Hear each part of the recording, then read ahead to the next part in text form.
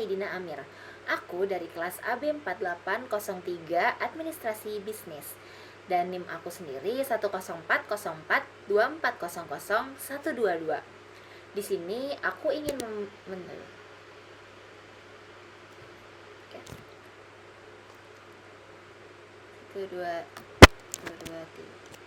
Halo semuanya, perkenalkan nama aku Zabina Saidina Amir. Aku dari jurusan S1 Administrasi Bisnis dengan NIM 1040424000122. Malam hari ini aku ingin mengerjakan tugas personal branding. Oke, kita langsung mulai ya. Introduction. Nah, kali ini aku mau memperkenalkan kalian semua kepada Biba Dubi. Biba Dubi adalah seorang musisi. Nama aslinya Beatrice Christilaus. Lahir tanggal 3 Juni 2000 di Iloilo City, Filipina. Tapi dia besar di London. Di rumah, Bea tumbuh di antara dua dunia.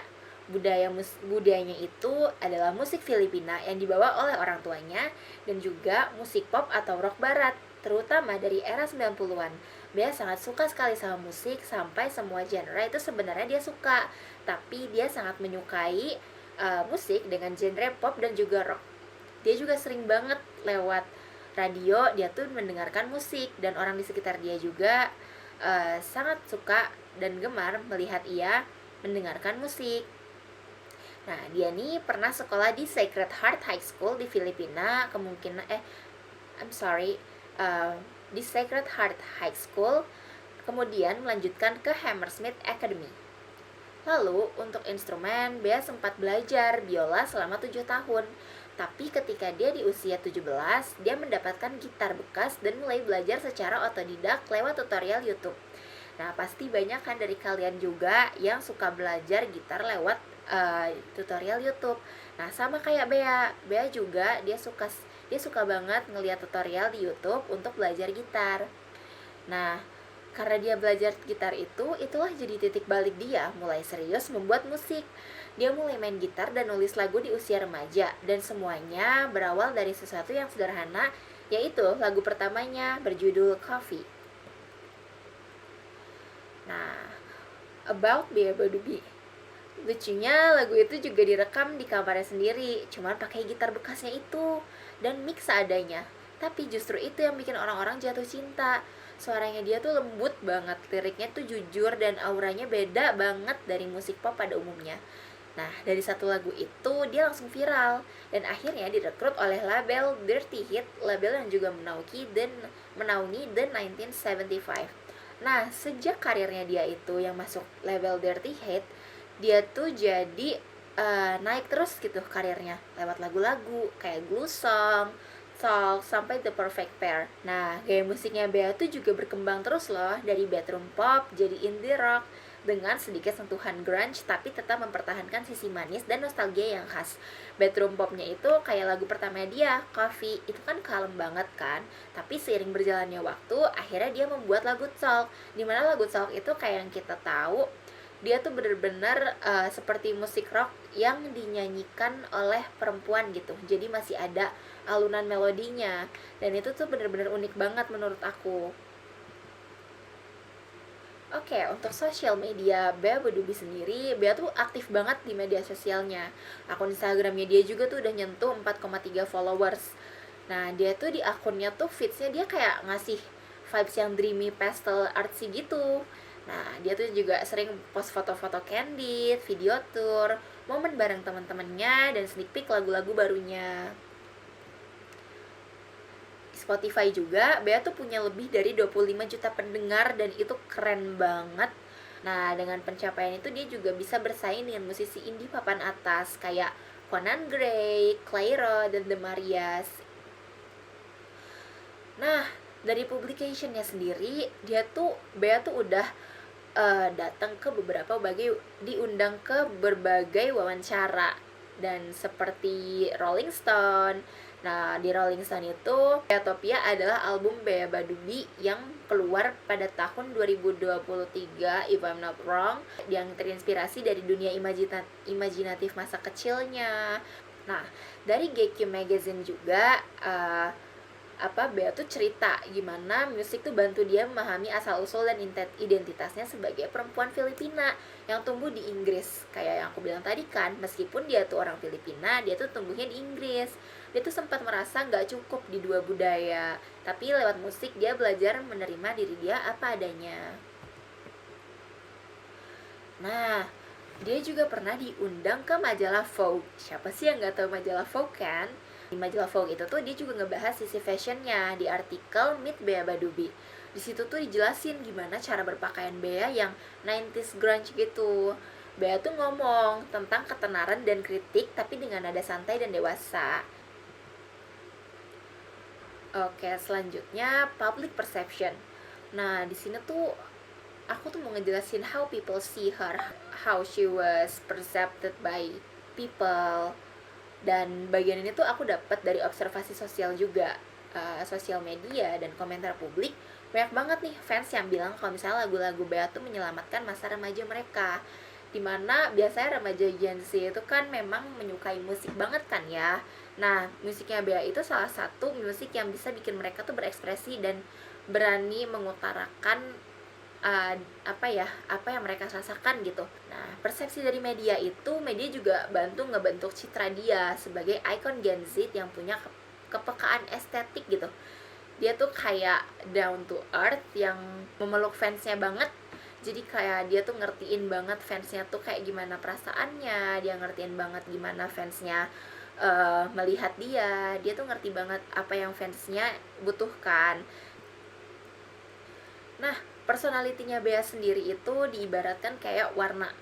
Personal brand Bea Badubi itu kayak warna pastel yang benar-benar lembut gitu deh. Karakternya tuh kuat, dia tuh nggak pernah pura-pura jadi sempurna, karena kayak mulai lewat dari lagunya juga tuh dia tuh terbuka gitu tentang rasa cemas, pengalaman growing up, sampai luka-luka kecil yang sering dirasain gitu.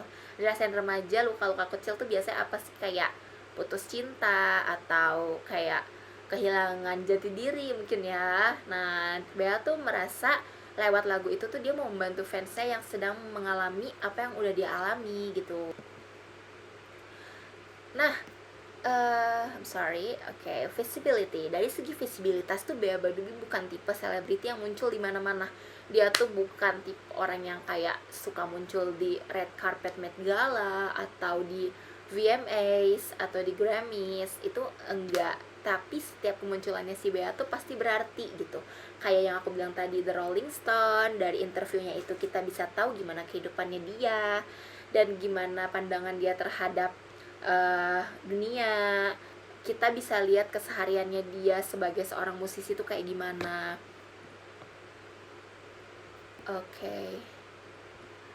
Uh, konsistensi. Nah, menurut aku tuh ini salah satu kekuatan terbesar Bea Badubi ini ya. Konsistensi dia tuh bener-bener kayak gak pernah berubah gitu. Itu semuanya tuh nyatu, dari cara musik, dia berpakaian, visual album, itu tuh semuanya bener-bener gak ada yang berubah, dan itu tuh menggambarkan dia banget gitu. Nah, next, value propositionnya Bea itu tuh jadi aku tuh bisa kesimpulin pakai satu kalimat.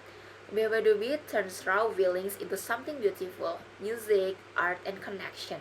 Yang bikin dia beda dari musisi lain itu kemampuan menjahit semua aspek dari dirinya. Menjahit di situ maksudnya kayak yang aku bilang tadi, dia tuh bener-bener personal brandingnya tuh menyatu semua gitu.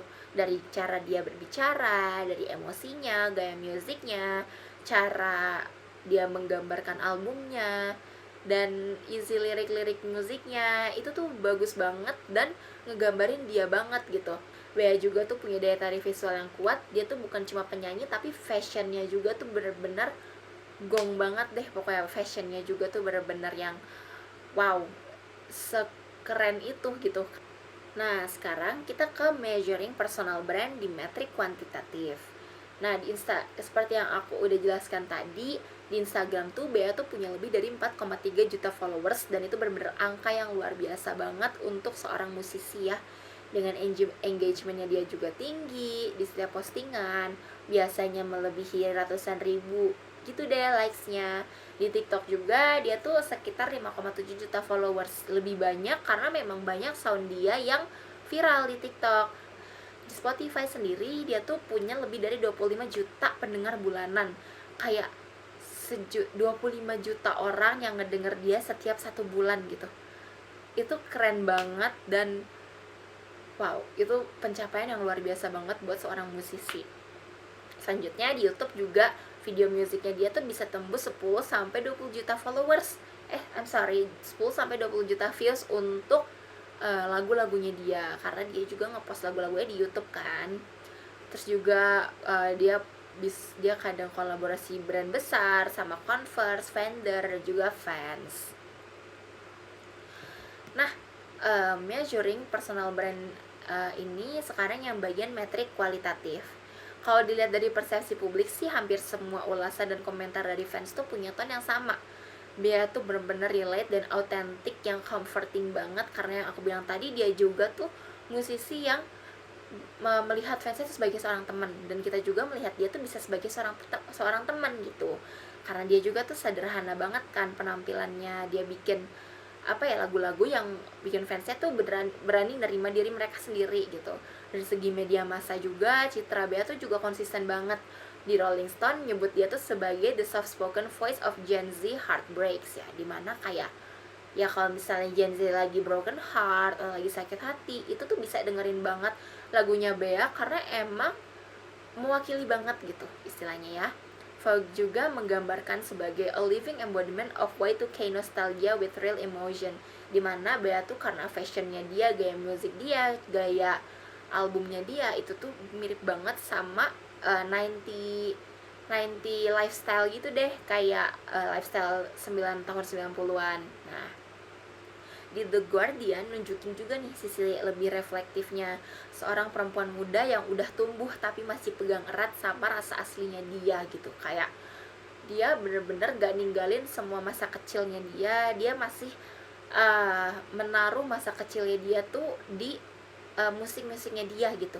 Jadi kayak ya udah, dia tuh growing up tapi nggak melupakan sama masa lalunya dia, dimana dia tuh tumbuh di Inggris meskipun jadi wanita perempuan Filipina gitu. Jadi kayak ya surviving di dua budaya yang menurut dia tuh mungkin itu sulit ya.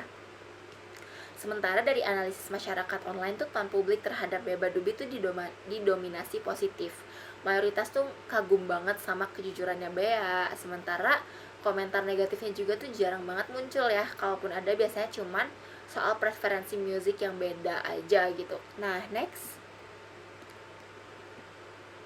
Oke, itu tadi penjelasan aku untuk tugas personal branding dan persona aku sendiri adalah Bea Badubi. Dia tuh orang yang benar-benar keren banget, yang sangat aku admire, dan aku juga suka banget sama musik-musik dia karena memang sangat menggambarkan perasaan aku dan juga teman-teman aku gitu ya, menyukai dia. Musiknya juga enak-enak, makanya kenapa aku pilih Bea Badubi.